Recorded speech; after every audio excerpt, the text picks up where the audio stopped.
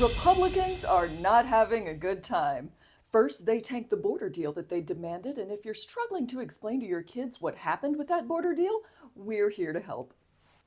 Hey, buddy. So sometimes when a friend needs our help to fight Russia, we want to help them. But then sometimes our other friends are like, we want help too, and we won't let you help that friend unless you help us. And then when all the friends love each other very much, they have a special hug, aka weeks of bipartisan negotiations, and then they have a new bill growing inside them that they can all love together. But then the friends who demanded the bill in the first place decide to kill the bill before it can come out, and that's called an abortion. After cutting off their nose because someone asked them to spite their face, they then failed to impeach Alejandro Mayorkas by a single vote. On this vote, the yeas are 214 and the nays are 216. The resolution is not adopted. Aw, Mike, your face. But at least that's your last failure of the day. Oh, it wasn't? Yikes. Yes, the Republicans' next act was to try and pass a funding bill just for Israel. That also failed. So many fails this week. That was followed by Marjorie Taylor Greene's failure to keep her cool and answer questions. The gentleman yield for a question? No, I will not yield to one of your stupid questions that are always attacking me and attacking President Trump. They actually try to overthrow our government. Let me continue with my time. She's not recognized. Thank you. Marge lost her shit? Can you imagine? She's usually so chill. So after this flaming dumpster full of Republican failure, the question is, who to blame? There are now calls for Mitch McConnell to be removed as Senate Majority Leader. People are questioning whether Mike Johnson is up to the task of leading the House. He isn't. And Ronna McDaniel's getting tossed out as RNC chair because this is her fault too, probably. I'm sure if we rearrange the deck chairs long enough, we won't have to look at the giant orange iceberg that's torn a hole in the party. Speaking of that guy, let's take a trip around the legal world and try to cover as many of the Trump cases as we can. There are a lot of them. We'll go fast. Okay, here we go. An appeals court has ruled that Trump does not have immunity from prosecution in his election subversion case. The case will now head to the Supreme Court where they can ask Thomas Jefferson how he feels about it with a Ouija board. The Supreme Court heard arguments in Donald Trump's 14th Amendment case. The judges are clearing out the files in their offices to make room for all the new death threats. Matt Gaetz, or Max Headroom cosplaying as a Kennedy, hard to tell which, is helping out his bud by introducing a bill declaring that Trump isn't an insurrectionist. He also tacked on a rider saying that any chicks he has, is, or will hit on are automatically over 18. Fulton County District Attorney Fannie Willis has been linked romantically to Special Prosecutor Nathan Wade. Outside of all the yes girls and get your mans, people are wondering if their trips to the bone zone mean that the case against Trump should get thrown out. And if we threw out the work of people who were boning, we wouldn't have x-rays, y'all. You like seeing what your bones look like? Then shush. The special counsel in the classified documents case was questioned about 2 rooms the FBI did not search at Mar-a-Lago. The 2 rooms happened to be Trump's bedroom, because, ew, and a closet with a secret room attached. Most likely because that's the space where Donald Trump likes to practice his moves on women with his collection of fleshlights. Okay, now we've been shitting a lot on Republicans, but Democrats do bad things too. President Biden said some naughty words and didn't put any money into the swear jar, and Sean Hannity cannot even. Reportedly calling him a sick F word and an effing A word. It looks like Biden has given up on the charade of being that kind, likable, gentle old man, like a grandfather figure. He's now fully revealing himself to be the arrogant, lifelong politician he's always been. I hate it when people say bad words. I can't stop clutching my pearls and wishing those darn tutors would just wash their mouth out with soap, Really fucks me up.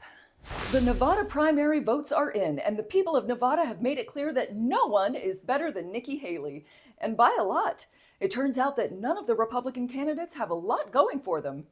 MAGA people from all over the country came from far and wide to make a convoy. They made their way down to Eagle Pass, Texas, because they were gonna shut that shit down. That's right, no Mexicans were gonna break into this country and steal their votes. No siree. The only problem is when they got there, they couldn't find any Mexicans to pick on, so they turned on each other. Want to see a bunch of people wearing Bible verses on their shirts start fighting at a border protest? It's fun. What's